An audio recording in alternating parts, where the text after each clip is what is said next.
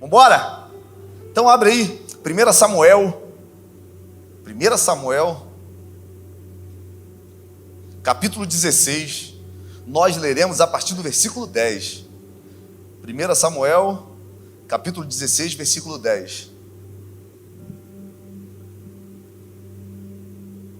Amém.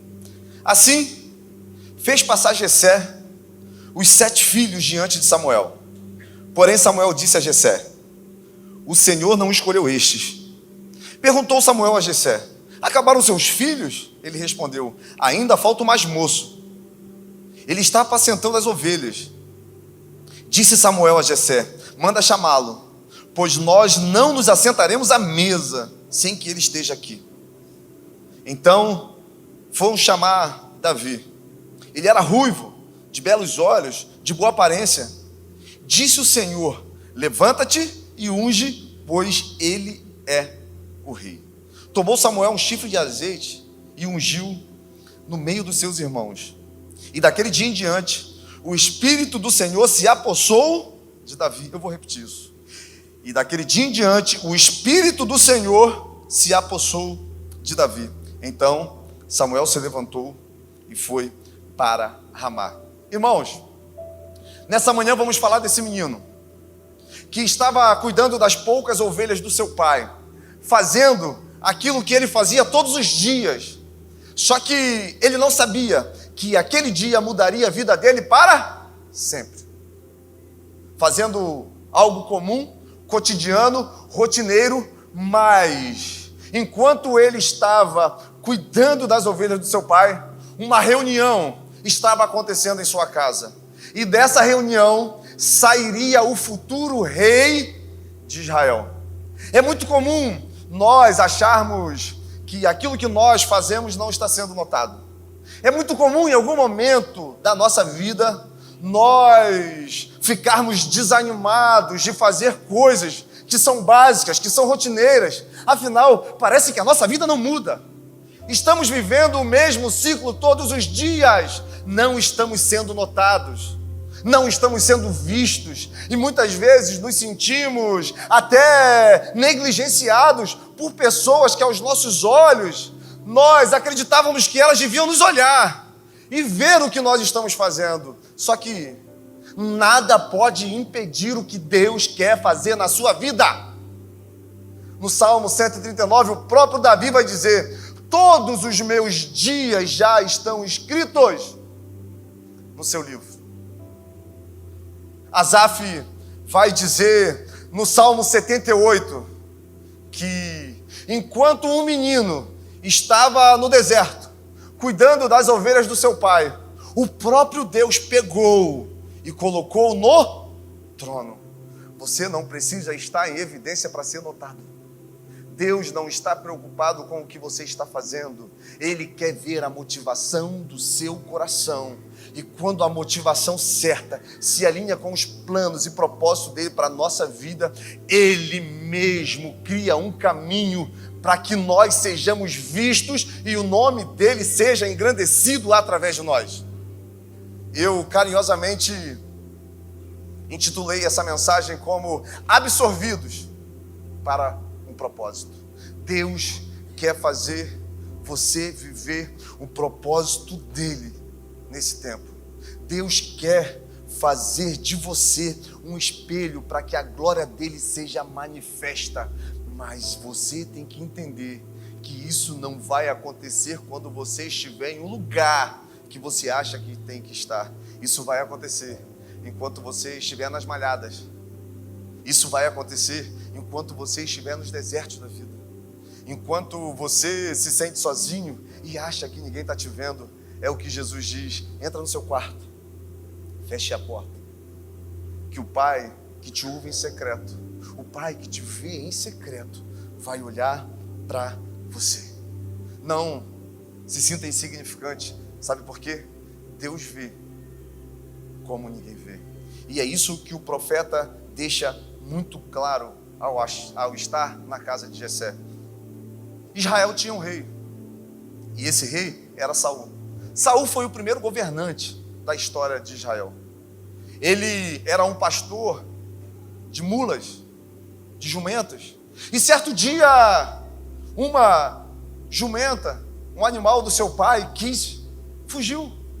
E depois de procurar por alguns dias, sem ter sucesso, ele resolveu voltar. Afinal, provavelmente, o seu pai estava muito preocupado. Por quê?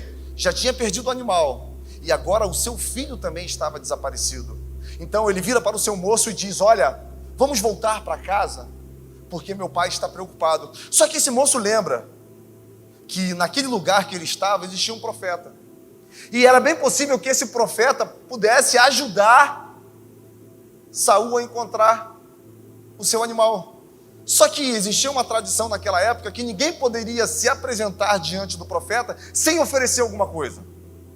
Então Saul olha para si e percebe: eu não tenho nada para oferecer. Como que eu vou chegar lá de mãos vazias? O moço então vê que ele tem uma moeda e fala: olha, eu tenho uma moeda.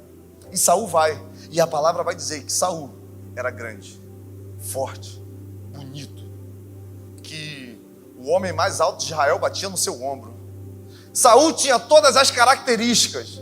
Eu poderia dizer que Saul era igual a Flávio assim? Não, né? Flávio é feinho. Saul era muito mais bonito.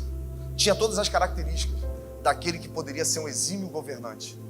Quando Saul se apresenta a Samuel, esse homem vai até o profeta com a intenção de achar uma jumenta, mas ele não sabia que a partir daquele momento a sua vida mudaria para sempre.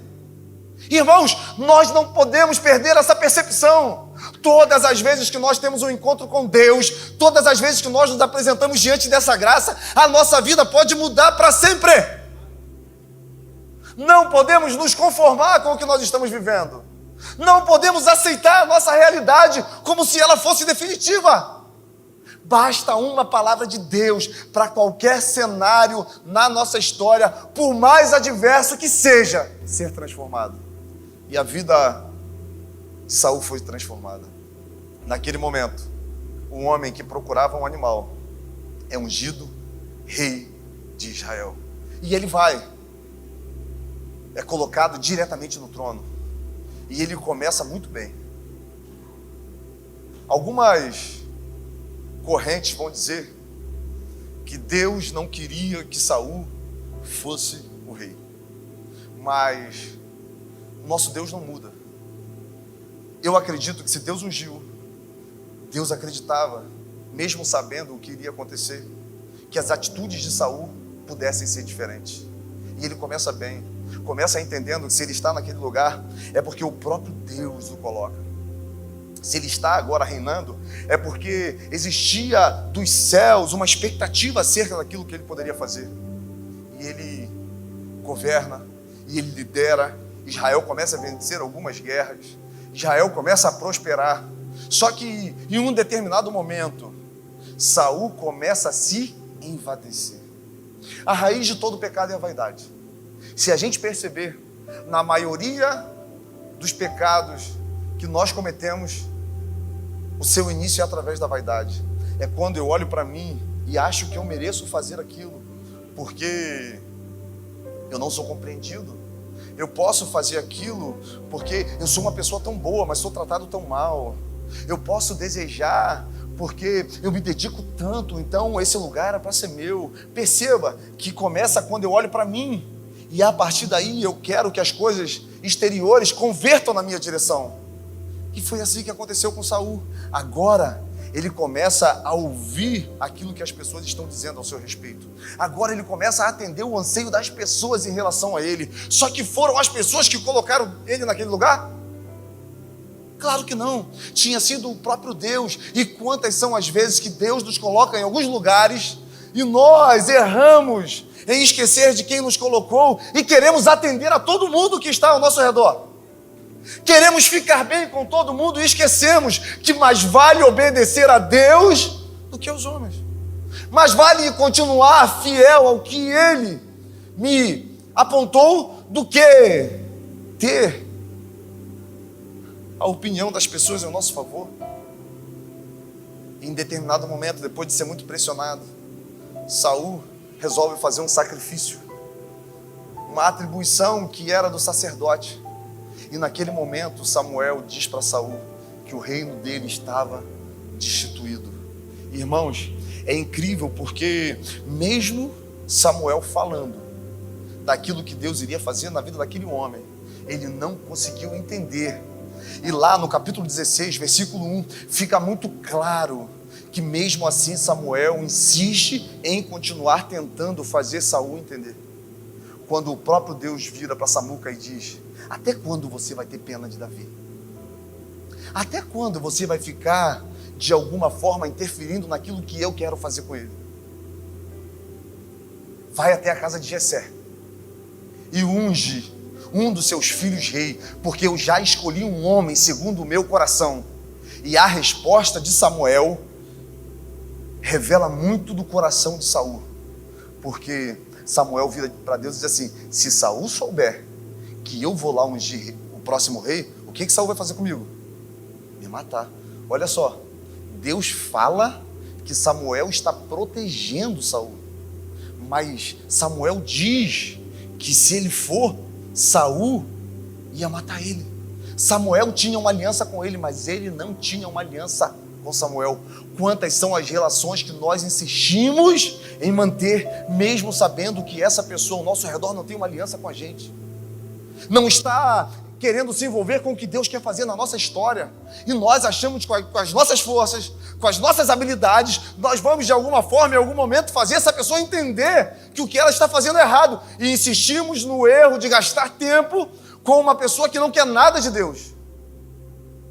E Samuel vai, e a palavra vai dizer que ao chegar na casa de Jessé, ele encontra 7 filhos, de um total de 8. E o primeiro filho a ser apresentado é Eliabe. Quando eu falei de Saul, quais foram as características que eu falei? Homem forte, alto, bonito. Samuel olha para Eliabe e diz: está na minha frente o futuro rei de Israel. Alto, forte. Por quê? Porque ele pegou as características de Davi e ele quis colocar num padrão para que, de alguma forma, agora Eliabe fosse ungido. Por quê? Porque Eliabe é parecido com Saul. E acontece a mesma coisa na nossa vida, quando nós acreditamos que Deus vai trabalhar da mesma forma que trabalhou com as pessoas que estão ao nosso redor. É quando eu acho que o que o Deus fez na vida de Gabriel, Ele vai fazer na minha. Que os caminhos que Julico pegou, eu tenho que pegar. Afinal, eu quero o mesmo resultado. Só que eu não entendo que os caminhos de Deus são totalmente diferentes do nosso. Nós estamos falando sobre um Deus que não está preso a um tempo, não está preso a pessoas. Um Deus que era, que é e que há de vir. Um Deus que está totalmente preso à sua palavra, aos seus princípios, e que nada vai ser capaz de impedir o que Ele quer fazer na história, nesse tempo, na nossa vida, nos nossos filhos. Porque, agindo Deus, quem vai impedir? Então Samuel pensa: achei o futuro rei de Israel. Só que Deus começa a falar com Samuel: não se atente para a aparência, Samuel. Não vá em direção ao que seus olhos estão vendo. Eu não vejo como você vê. Você está olhando o exterior, mas eu estou olhando o interior. Irmãos, esse é o segredo para uma vida de sucesso em Deus. Entender que Ele não está preocupado com o nosso exterior. Ele não está preocupado com o que nós estamos fazendo. Ele não está preocupado com a nossa performance. Ele está preocupado com quem nós somos e com aquilo que está exalando dos nossos corações. Deus não está preocupado com o que eu estou pregando para vocês. Ele está preocupado com o que eu estou sentindo, com o que eu estou manifestando internamente, enquanto essa palavra é exposta. E agora Jessé chama Abinadab, seu outro filho, que também tem um porte, umas características, só que Deus rejeita. E ele chama Samar, e Deus rejeita. E ele chama os 7 filhos, e os 7 filhos passam na frente de Samuca, e nenhum daqueles é ungido.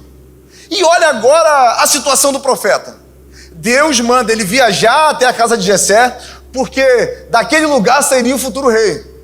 Só que todos os filhos de Jessé estão ali na frente. Perceba que em nenhum momento Davi entra no cenário. Até esse momento o nome dele ainda não é falado, nem pelo seu próprio pai, porque ele podia pensar: caramba, eu já passei os 7, eu tenho 8, eu vou falar. Ó Samuel, tem um que não está aqui, tem um que está cuidando das ovelhas, só que ele não fala. E Samuel fica nesse questionamento: se Deus falou, tem que sair daqui. Então o próprio Samuel, o profeta, vai até Jessé e pergunta: não tem mais ninguém não? Você não tem outro filho? Aí Jessé responde: eu tenho um filho mais novo, ele está cuidando das ovelhas no campo. O primeiro gigante que Davi enfrentou foi a rejeição, foi o descrédito, o desmerecimento. Ele teve que lidar com a certeza que todos aqueles irmãos eram capazes, mas ele não era. Ele foi totalmente descartado. E quantas vezes acontece isso nas nossas vidas? Quantas pessoas olham para nós e não veem a possibilidade de termos algumas coisas em Deus, de vivermos aquilo que Ele tem, porque elas olham para aquilo que nós somos, para aquilo que nós nos tornamos, e acreditam que com a gente vai ser impossível acontecer. Só que Deus não vê como o homem vê. Samuel fala: vai mandar chamá-lo. Nem naquele momento Jessé pensou: vou chamar ele então. Nem naquele momento ele pensou. E agora o profeta vira e diz: ninguém senta na mesa enquanto ele não chegar. Perceba que todas as características que Deus falou para o profeta se cumpriram na vida de Davi, porque ele viu que a própria família não acreditava. Ele viu que aos olhos dos familiares era impossível Davi ser levantado rei. Então, diante das características que Deus apresentou e da relação de Davi com seus familiares, Samuel pensou: é esse aí que é o futuro rei de Israel. Então, ninguém vai sentar na mesa enquanto ele não chegar. Davi foi honrado por Deus antes mesmo de ser ungido. Davi foi visto por Deus antes de qualquer pessoa perceber que, enquanto ele estava em uma vida comum, fazendo coisas comuns, ele adorava e se relacionava com esse Deus. E eu imagino os seus irmãos pensando: não pode ser ele, eu poderia ser. Eu tenho todas as características de Saul, só que Deus não estava procurando um novo Saul. Deus não quer que você faça aquilo que pessoas ao seu redor estão fazendo. Deus não quer que você faça aquilo que pessoas que já foram rejeitadas por Ele estão fazendo. E quantas são as vezes que nós insistimos em caminhar, insistimos em andar, em nos manter fiéis a pessoas que já foram rejeitadas pelo próprio Deus. Chegou a hora do nosso coração ser inteiramente dele. Chegou a hora de nós não nos guiarmos por pessoas que nós achamos que refletem a sua glória, mas quando a gente olha para a vida e não vê fruto. Você quer saber se você deve ou não andar com uma pessoa? É só olhar os frutos dela.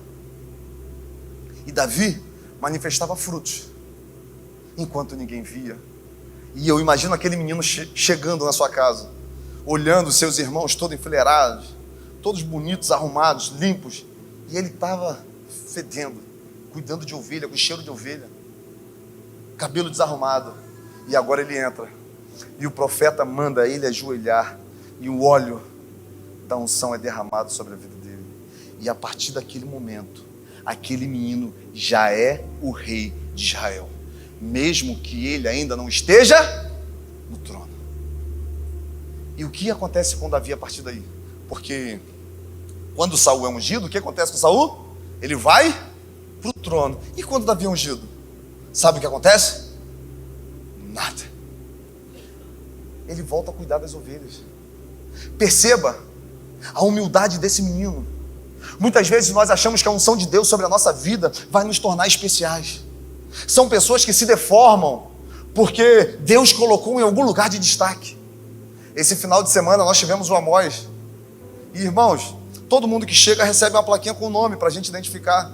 E tinha um homem que, ao receber a placa, ele tirou o papel de dentro e colocou na frente do nome dele, Pastor.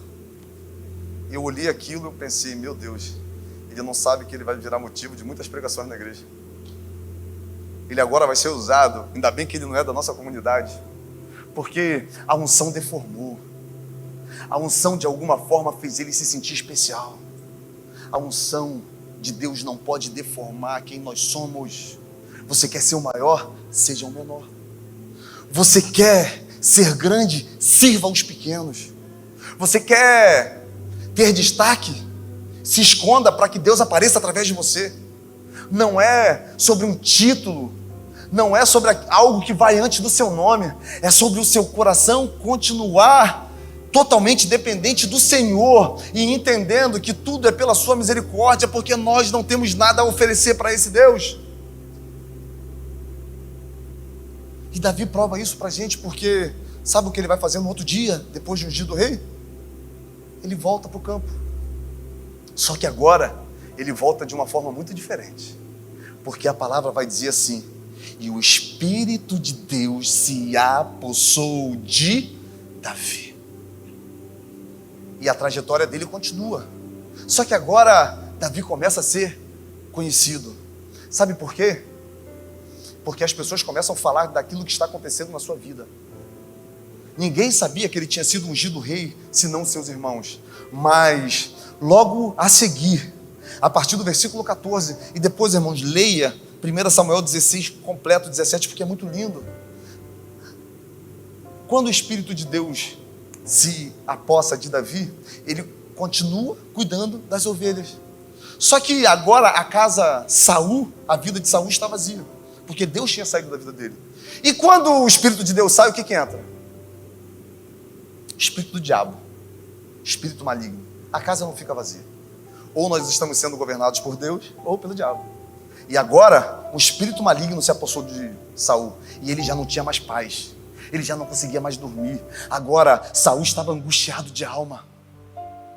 Então ele chama um dos seus moços e pede para que ele encontre alguém que toque a harpa, para de alguma forma ele conseguir ter paz.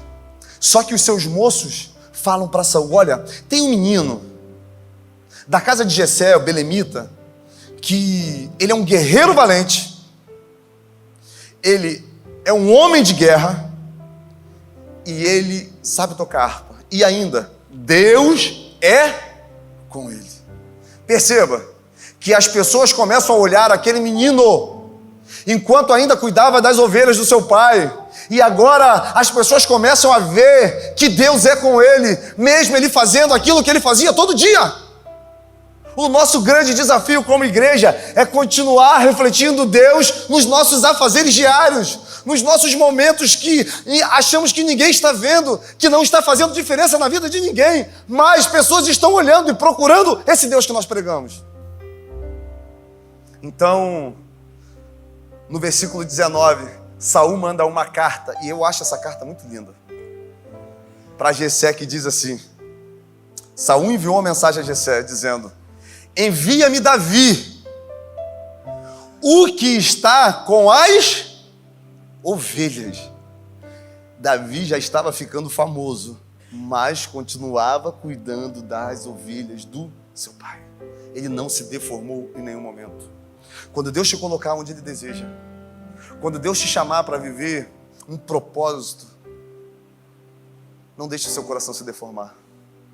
Mantenha-se preso a quem você é, tendo a real noção que tudo isso só é possível porque Deus está te botando nesse lugar. Não é sobre nós, irmãos. Não é sobre o que nós podemos fazer.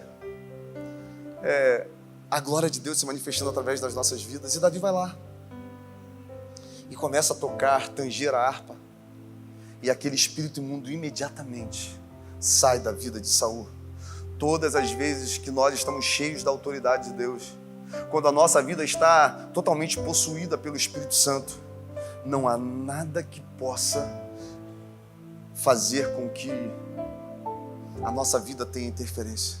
Só os próprios projetos dos céus. Quando nós estamos nesse lugar, os espíritos imundos têm que sair da nossa casa, da nossa empresa, da nossa história. Porque agora já não vivo mais eu, mas Cristo vive em mim. E Israel está em guerra. Tempos se passam e agora os filisteus pelejam contra Israel. Vocês lembram que eu falei que Davi era um homem forte, um homem de guerra e um homem valente? Só que todos os seus irmãos vão para a guerra. E o que Davi está fazendo? Obedecendo seu pai. Isso na minha cabeça é muito intrigante. Sabendo que Davi era cheio de Deus, as pessoas reconhecendo Deus na vida dele, mesmo assim, Davi não foi enviado para a guerra. Mesmo assim, não olharam para aquele menino e viram nele a possibilidade de guerrear. E todo filho homem, ele tinha que se alistar. E ele tinha que pelejar. Só que Davi não. É quando nem os seus acreditam que ele realmente pode ser alguma coisa. Mesmo sendo ungido, mesmo sendo famoso, mesmo já fazendo coisas extraordinárias, ele não é convocado. Mas existe uma característica de Davi que nós temos que pegar e aplicar na nossa vida. Ele era muito obediente. Ele não quebrava princípio. Ele não desonrava aquele que era superior a ele, nesse caso, o seu pai. E depois de chegar do campo, seu pai Jessé manda que ele leve alguns queijos. Ele faz o primeiro iFood da história. Israel em guerra, os filisteus de um lado e Israel do outro. E ele chega lá, vai até o comandante. Só que imagino eu, Davi, chegando naquele lugar e sentindo o medo e o pavor que tomava conta do povo de Deus. Todos eles apavorados, amedrontados. E a palavra vai dizer que quando ele chega próximo ao seu irmão, o seu irmão começa a o repreender, começa a falar dele, a ponto de Davi perguntar para o seu irmão: o que eu fiz dessa vez?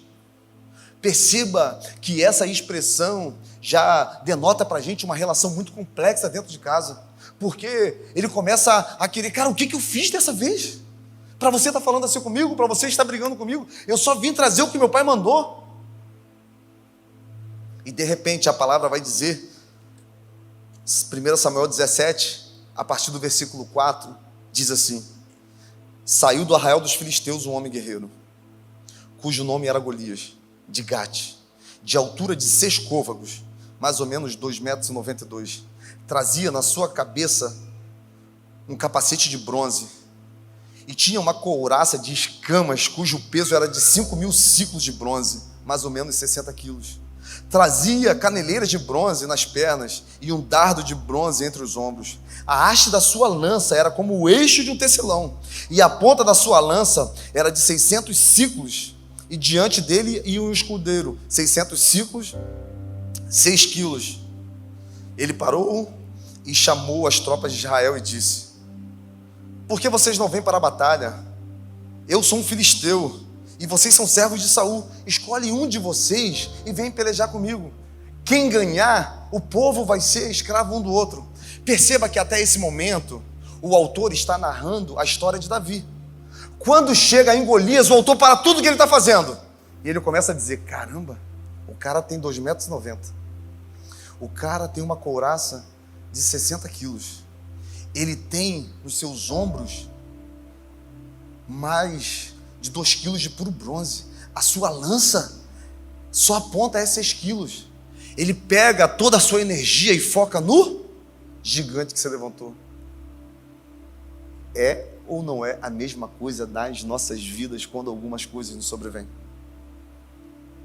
A gente esquece de tudo que Deus fez, a gente esquece das pessoas que Deus enviou, porque até esse momento ele estava falando de Davi, da história de Davi. Só que quando o gigante se levantou, o autor parou tudo e focou no gigante. E isso muitas vezes nos amedronta. Sabe por quê? Porque todos nós vamos enfrentar gigantes. Ou de repente você entrou aqui nessa manhã enfrentando o pior gigante da sua vida. Uma situação que você olha e é impossível que ela se resolva. Uma perda que dói muito dentro de você, e o cenário cada vez mais se configura ameaçador. Uma relação familiar que está totalmente deformada, corrompida. Uma relação com a sua empresa que hoje você não vê mais possibilidade de uma recuperação. Gigantes que se levantam nos nossos dias. E gigantes pequenos a gente vence, a gente enfrenta. Só que esses gigantes que são grandes, sabe o que a gente faz? Foge. A gente não quer o embate. E por não irmos contra ele, sabe o que acontece? Ele começa a crescer. E quanto mais ele cresce, a gente fica mais amedrontado. E a gente começa a olhar as características. Pô, é isso. Aconteceu com fulano assim. Meu Deus do céu, vai ser assim. A gente começa a desenhar o cenário. A gente começa a olhar e ficar desesperado. Só que, enquanto todo Israel olhava para o gigante, Davi olhava para uma coisa que passa muito desapercebido nessa história.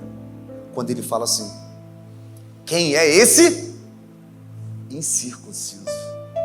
O que Davi está olhando? Cara, ele pode ser grande, ele pode ser forte, mas ele não tem uma aliança com Deus. E se ele não tem uma aliança com Deus, ele não vai me vencer. Porque eu tenho promessa de Deus na minha vida. Eu tenho apontamentos eternos na minha direção.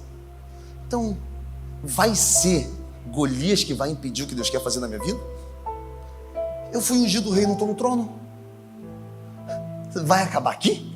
Não vai. A gente insiste em finalizar projetos que Deus não finalizou nas nossas vidas. A gente insiste em se diminuir diante de situações que querem promover quem Deus é em nós. E o gigante que nós não vencemos nos escraviza. O gigante que nós não enfrentamos, ele determina a nossa caminhada, o nosso destino, porque nós vamos estar sempre pautados nele, nessa situação mal resolvida, nessa situação não enfrentada. Gigante bom é gigante morto. Essa semana eu estava conversando com um jovem, um cara muito amigo, e ele virou para mim e falou assim: pastor, cara, eu estou com um problemão, que eu não sei como sair dessa situação. Eu trabalho em um lugar, e dentro desse lugar tem uma pessoa que também trabalha, só que ela não tem autorização para trabalhar, porque não tem formação ainda. E cara, o conselho bateu no nosso estabelecimento comercial e pegou ele. E cara, ele está espalhando para todo mundo que foi eu que denunciei ele. E as pessoas estão virando a cara para mim. As pessoas estão me rejeitando. E eu não sei o que fazer, cara. Eu não sei, cara, eu estou 2 noites sem dormir, chorando. E eu não sei o que fazer. Eu falei: rapaz, o gigante se levantou contra você mesmo. Eu imagino que você está passando. E ele cheio de lágrimas nos olhos. E eu virei, olhei no olho dele e falei: você fez isso? Fala para mim. Ele falou: eu não fiz. Eu falei: então tá bom. Quando que é a próxima reunião com todos os colaboradores? Aí ele falou: é amanhã, que seria ontem. Eu falei: nessa reunião, quando perguntarem quem tem alguma coisa para falar, você vai dizer: eu tenho. Aconteceu isso. E estão dizendo que eu fiz isso. Mas eu quero diante de vocês dizer: eu não fiz. Não fui eu. E mesmo tendo cláusula de confidencialidade, eu estou disposto. Se foi eu posso ir lá e pedir para tirar essa cláusula. E se foi eu quero que mostrem que foi eu. E você, fulano, eu estou disponível a tentar para conversar com você de novo, porque não foi eu que fiz isso. Irmão, ele mais pastor na frente de todo mundo. Eu falei: irmão, gigante grande, ele tem que ser vencido na raiz. Você não pode deixar essa bola crescer. Você não pode deixar essa situação continuar, porque vai chegar um momento que vai ficar insustentável. E entre o bem de todos os colaboradores e o seu, sabe qual cabeça vai rolar? A sua. Mas, se você enfrentar, olhar nos olhos cheios de verdade e com a autoridade de Deus, Ele vai revelar a verdade. Sabe por quê? Porque Deus não toma o culpado pelo inocente. Então, Davi sabia, ele é um incircunciso, cara. Ele não tem aliança com Deus, eu tenho. E agora esse menino toma uma atitude que é incrível, porque ele já pergunta assim: o que eu vou ganhar se eu vencer esse gigante? Aí ele pergunta para a galera: o que o rei prometeu para quem vencer esse gigante? Você vai morar no palácio, você vai casar com a filha do rei. Perceba, em nenhum momento ele está preocupado com o gigante.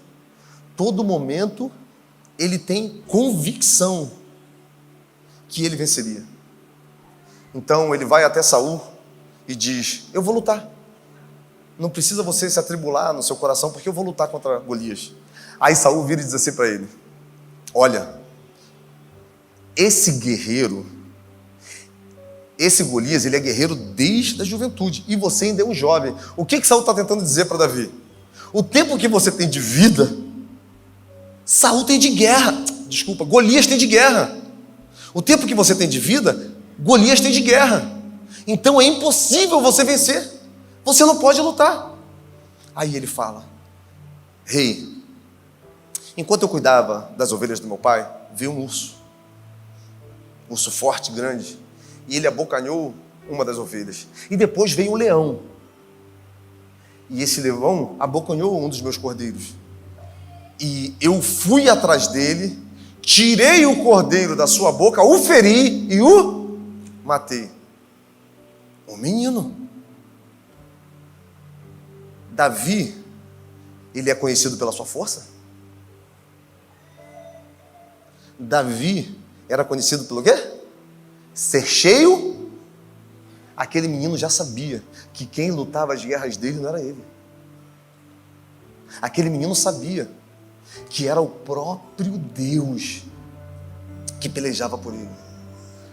Então, vamos padronizar, vamos te dar alguma chance, Davi. Você não tem chance, mas vamos te dar alguma chance. Vamos botar a armadura de Saul. Se a armadura servisse para alguma coisa, quem ia lutar era Saul. Se tivesse alguma garantia na armadura, Saul ia. Só que é grande, não cabe. Para de pegar a experiência dos outros e querer colocar na sua vida. Para de pegar caminho que outros já trilharam e tentar se vestir com essa roupa e tentar fazer a mesma coisa que outros fizeram. Peça a Deus suas próprias experiências. Peça a Deus para te mostrar os seus próprios caminhos.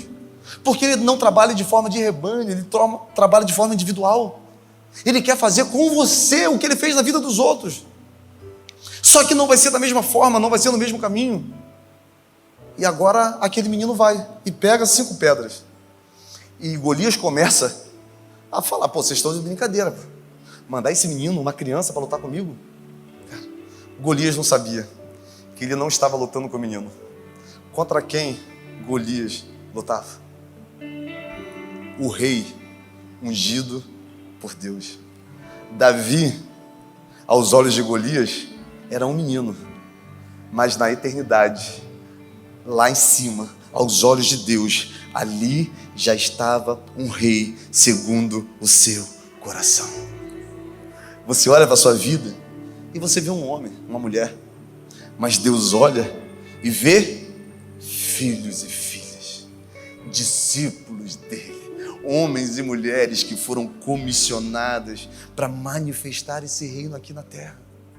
Então, quando o gigante se levantar, tenha a mesma certeza de Davi, quando ele diz: você vem para mim com lanças, escudos e couraças, mas eu vou contra você com o Senhor dos...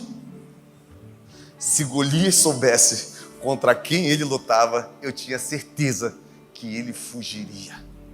Quem teria medo era ele, porque ele não fazia ideia que ele estava enfrentando o rei ungido de Israel. E Davi diz: ainda hoje, Deus vai colocar a sua cabeça nas minhas mãos. Já por você, afinal, o nosso general é Cristo. Lembra de tudo aquilo que ele já falou? Esse mesmo menino, agora por fazer a vontade de Deus, ele é perseguido por Saul. Afinal, quando o Espírito está conosco, a sua vontade começa a se manifestar e um cântico começa na cidade. Saul matou milhares, Davi matou 10 milhares. O que as pessoas estão dizendo? Olha, Deus é mais com Davi do que foi com Saul. Agora as pessoas olhavam e viam Deus em Davi.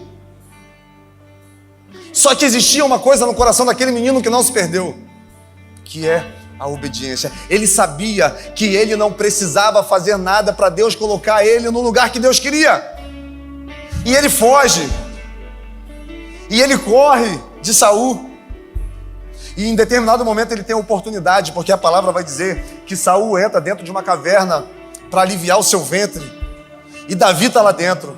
E Davi vai lá e corta a aba do seu manto. E a palavra vai dizer que Davi se arrependeu de ter tocado no manto de Davi. Você não precisa fazer, de Saul, você não precisa fazer nada para Deus te colocar no lugar que Ele tem para você. O que você precisa é ser fiel a Ele, é não querer caminhos próprios. E agora, anos se passam, 13 anos, e Davi, com a morte de Saul, é o novo rei de Israel. E a palavra vai dizer que ele conquista, que ele realmente tem um grande reinado. Só que em um determinado dia, o que acontece com o rei? Ele peca. Ele olha para uma mulher que não é dele. E ele resolve se satisfazer com ela. Ele resolve atender os seus desejos. Perceba, ele já estava no lugar que Deus queria que ele estivesse. Mas ele resolveu olhar para aquilo que ele não tinha.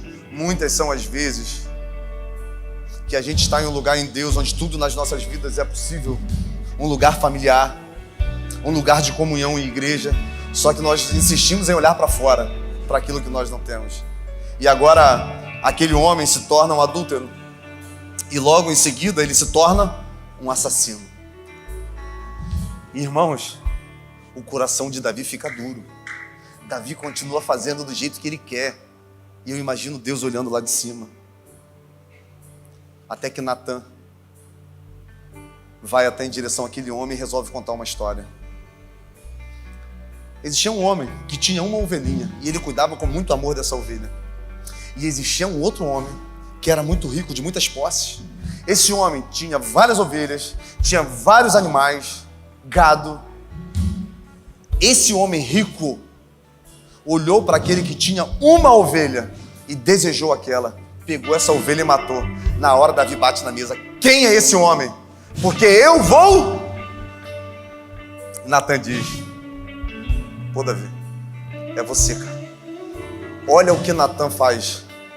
Natan leva Davi para o lugar que ele era um homem segundo o coração de Deus quando ninguém sabia. No lugar que ele era notado por Deus. Natan pega o rei e leva de volta para o pasto. Lá ele sabia o que era uma relação com Deus. Lá ele sabia o que verdadeiramente tinha valor. E Davi escreve o Salmo 51. Pequei contra os céus, pequei contra ti. E esse homem, com uma trajetória tão cheia de altos e baixos, ele é considerado um homem segundo o coração de Deus.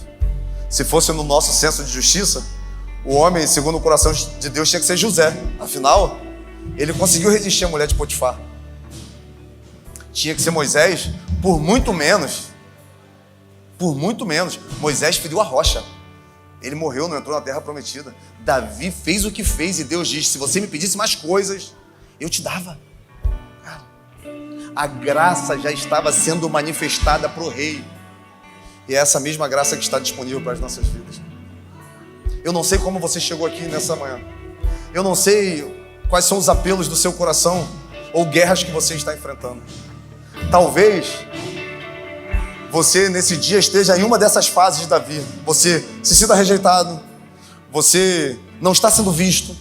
Talvez você está no tempo de perseguição. Ou quem sabe está diante de um grande gigante. Eu não sei. Mas uma coisa eu tenho muita certeza. Deus pode marcar sua vida para sempre a partir de hoje. Assim como ele fez com Gideão, malhando trigo no lagar. Assim como ele fez com Moisés, cuidando das ovelhas do seu sogro Jetro. Assim como ele fez com Pedro, enquanto estava pescando e não pegou nada. Assim como ele fez com Eliseu, que estava lá arando a terra. Um dia, um encontro e uma vida toda transformada. Ele pode fazer com você hoje. O Ministério de Louvor vai estar entoando essa canção. Você que sentiu que o Espírito Santo falou com você, eu queria te convidar a sair do seu lugar para a gente fazer um tempo de oração. Eu queria te provocar a se mexer em direção a essa nova vida. Seria muito mais fácil eu falar: olha, erga suas mãos onde você está. É muito mais cômodo. Afinal, na hora dos visitantes, nós não quisemos te constranger. Mas, em alguns momentos, nós precisamos ser mexidos. Assim como Davi foi provocado. Eu queria que você, que está enfrentando esse gigante, não sabe o que fazer, saísse do seu lugar e a gente fizesse essa oração junta. E eu tenho certeza que hoje Deus marcou um encontro com você. Isso. Essa pessoa que está do seu lado não pode fazer nada.